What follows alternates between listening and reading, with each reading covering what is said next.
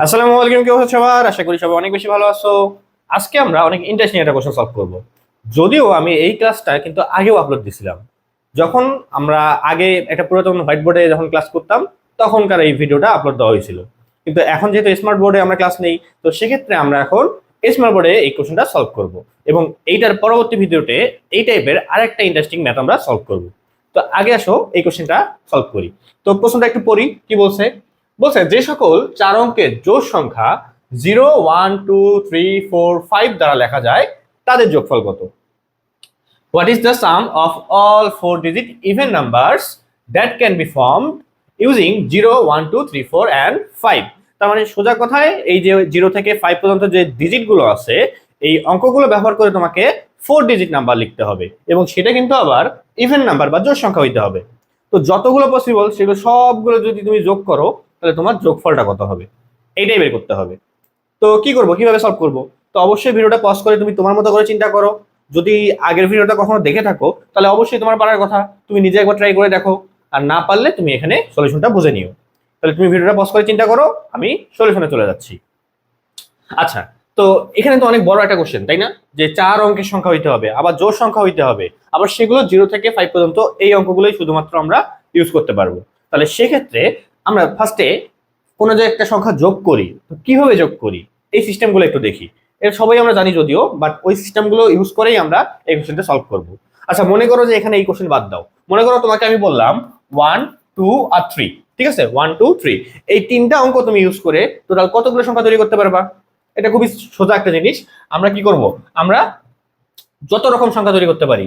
এখানে তোমার, আচ্ছা 3ও বাদ দিই, কারণ 3 বাদ দিলে আরো বেশি সংখ্যা হয়ে যায়। আমরা মনে করো 1 আর 2, এই 1 2 ইউজ করে আমি 3 digit number, 3 digit number, 3 digit number totally কতগুলো তৈরি করা সম্ভব বলো তো?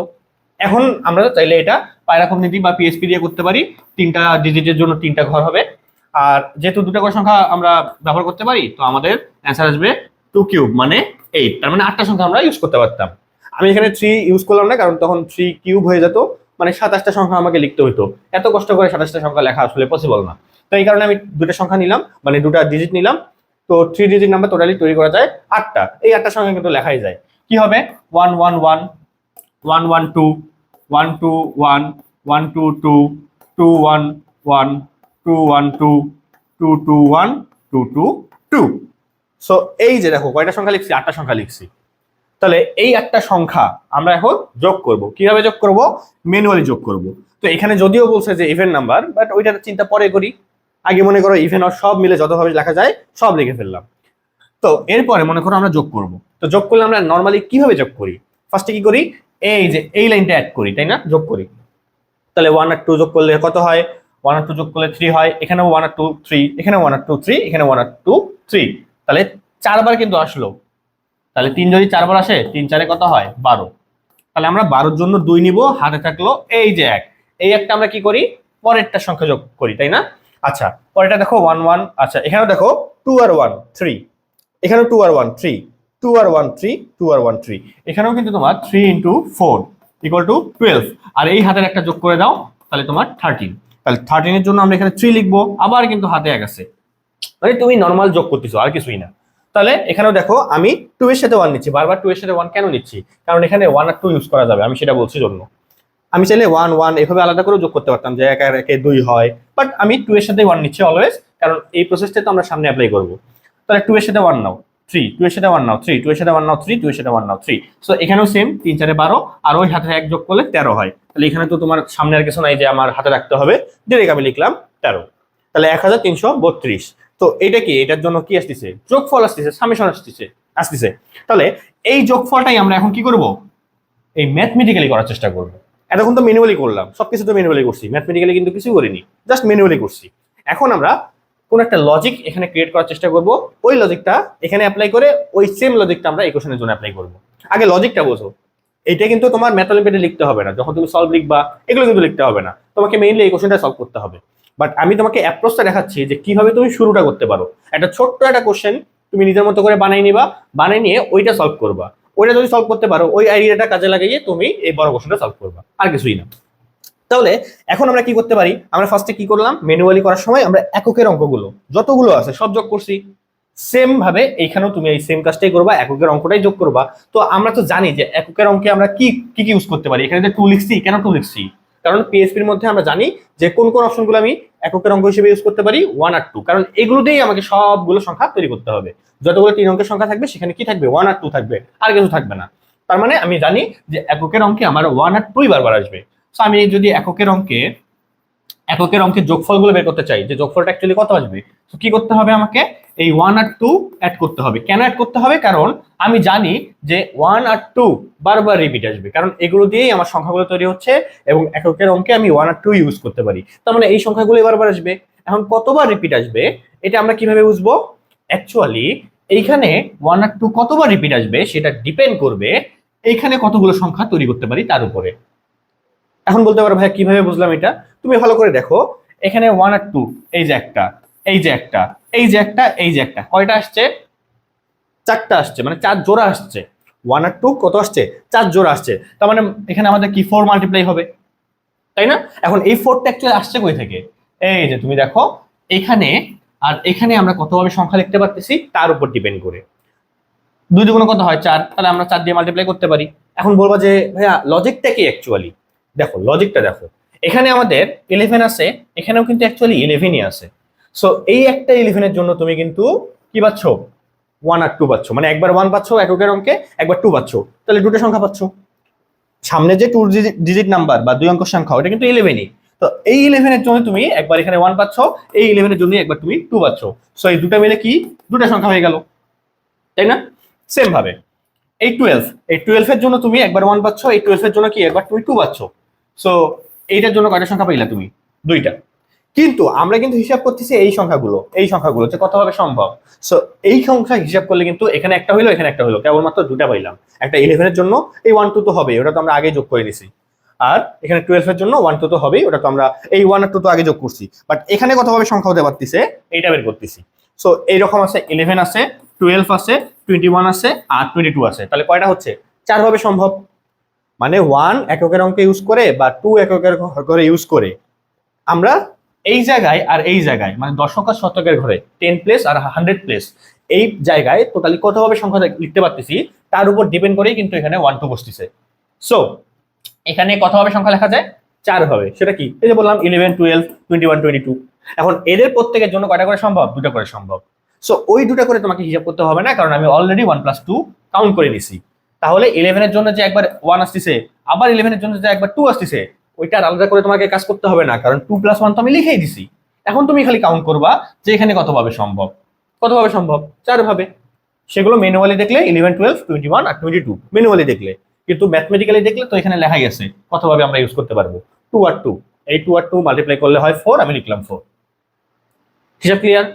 সো এটার সাথে তুমি চাইলে আমরা যখন কোনো একটা ম্যাথ করি, যেমন মনে করো 121, এখন যদি এটার স্থানীয় অঙ্ক আমি বের করি, এই 1 এর সাথে কি করতে 1 মাল্টিপ্লাই করতে, যেহেতু এককের ঘরে অঙ্ক, ইকুয়াল টু 1 লিখতা।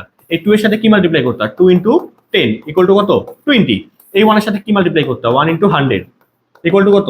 100। দেন সবগুলো যখন অ্যাড করে দিতা তখন 121 কিন্তু চলে আসতো, তাই না? এই সংখ্যাটা চলে আসতো। এখন এখানে আমরা কেন 10 মাল্টিপ্লাই করলাম, কেন 100 মাল্টিপ্লাই করলাম? যদি আমরা মাল্টিপ্লাই না করতাম তাহলে কি হইতো? তাহলে এখানে আসতো 1, এখানে কি আসতো? মনে করো 10 আমি মাল্টিপ্লাই করিনি, তাহলে জাস্ট 2 এর জন্য তো 2 আসতো।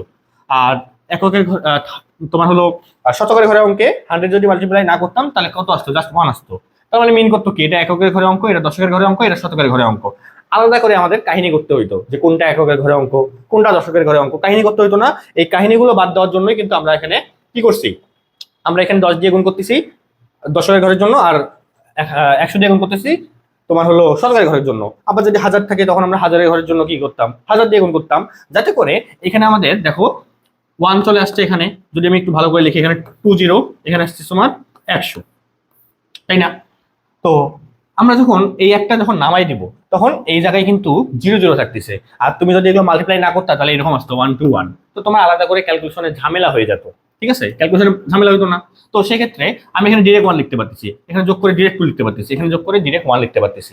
আরো কিছু থাকলে 1000 দিয়ে গুণ করলে সেখানে সামনে চলে আসতো কিছু একটা নাম্বার, আর এখানে তো 0 0 চলে আসতো। তাহলে আমরা ডিরেক্ট আর কি যোগ করে লিখে দিতে পারতেছি।